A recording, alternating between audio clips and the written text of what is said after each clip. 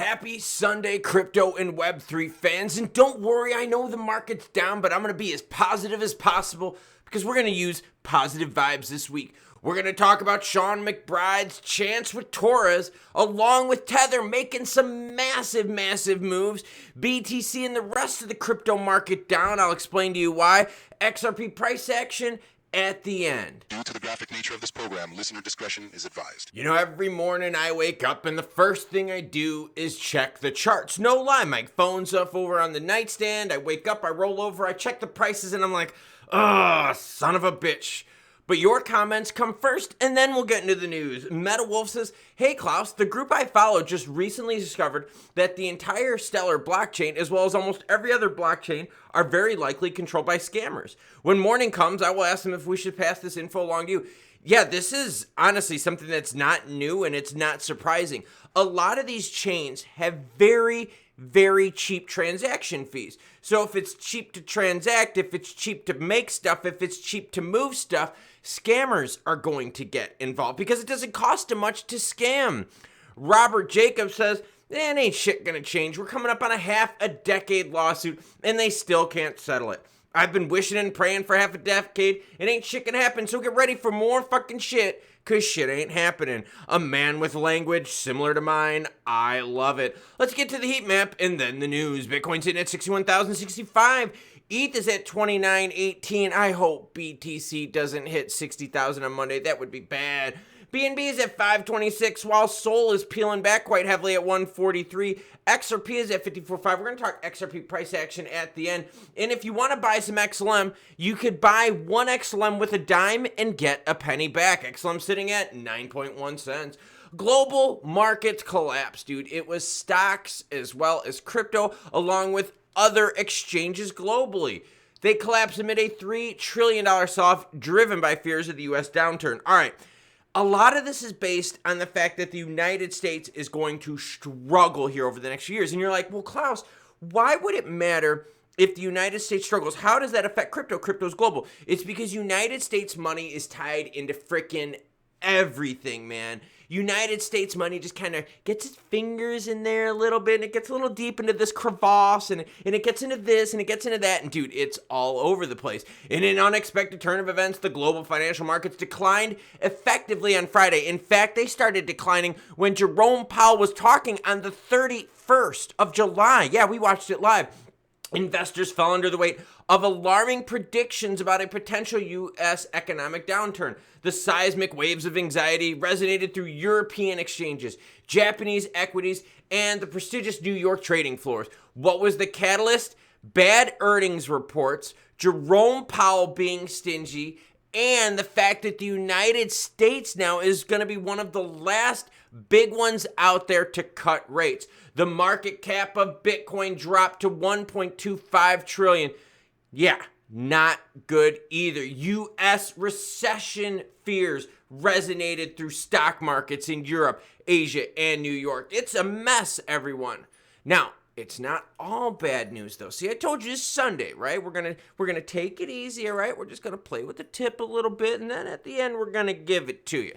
So let's play with the tip a little bit. Remember all those shillers and influencers out there telling you that Tether was gonna go belly up and they were gonna go broke? No, girlfriend. They're just lying to you to get you to believe their stupid shit. See, I bring the news whether it's good or bad, happy or sad. Tether breaks records with 18 million weekly transactions led by the Ethereum virtual machine chains on Tron. Tron accounts for 78% of USDT transactions and holds 84% of USDT addresses. I'm not a Tron or a TRX fan. Can't stand Justin Sun. I've got the announcement from Tether right here because, as always, any article you see in this video will be linked in the description below. This has got their weekly transactions along with BTC price so you can see if there's a correlation. Now, on top of that, Tether recorded $5.2 billion in profit in the first half. So yes, we are seeing some softness in the greater crypto market, right? As you can see up on the screen. In terms of stablecoins and in terms of the money made by it, well, people are using stablecoins for massive amounts of transactions. Tether held $5.33 billion in excess reserves as of June 30th, 2024 and recorded a staggering $5.2 billion in profit for the first 6 months. Now, Sean McBride revealed his odds for Torres' ruling in August. And remember, Brad was like, yo, I want this done at the end of the summer. But Brad also said it would happen at the end of 2023, and that didn't happen. Danelle Dixon also said we would get stablecoin regs in 2023, and she was full of shit as well. So maybe no one frickin' knows. But let's get to the news and see what Sean McBride said. The former Ripple director, Sean McBride, has recently made a post on X with the odds of Judge Torres ruling in August. The post has received immense traction from the XRP community as well as the broader cryptocurrency space. A lot of us were hoping for the 1-year anniversary of XRP not being ruled as a security on secondary markets to be when Torres would talk, but girlfriend, she is waiting even more. She wants all the attention onto her. Could you imagine being the belle of the ball, walking down the aisle, everyone's looking at you and everyone's like, yo, girl's got the juice, girl's got the juice. Well, Sean McBride says we've got a 50-50 chance that Torres is going to make the decision this month. Could you imagine waiting until September? I mean, like, seriously, what's going to come first? United States rate cut or Torres' decision? Both are having horrible effects on the market. Here's that tweet from Sean McBride. 50-50 chance that Torres will make her decision this month in the SEC versus Ripple case. Now, the price is reflecting that as well. What I have up on the screen is the 7-day for XRP. Don't worry, we'll get into candlesticks, my guys and gals. I just wanted to show you what it looks like through this point of view, because on the 31st, right, you can see that's when we hit the peak of the price action right there, 65 cents. We have since pulled down over 20%. And you're like, well, wait a minute. What happened on the 31st? Oh, that's right. Jerome Powell talked. Everyone, seriously, that is the whole deal. Jerome Powell started talking, and I will actually put the timestamp on here. Jerome Powell started talking right here. So from right here on, this is what you're seeing. And you're seeing it reflect to the greater global markets that are now talking about U.S. recession fears. We've got now international markets weighing in on that. We have gold touching all-time highs because people are freaking out and they're like, yo, we need to put our money somewhere safe.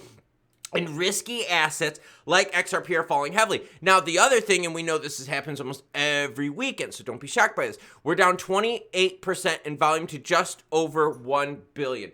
Let's get into some candlesticks, though, because what I am concerned with is what happens if we get no juice this week. Okay, so here's what we got, all right? We're going to zoom this out just a little bit, all right? We're going to capture the pump up to the 31st and now to here.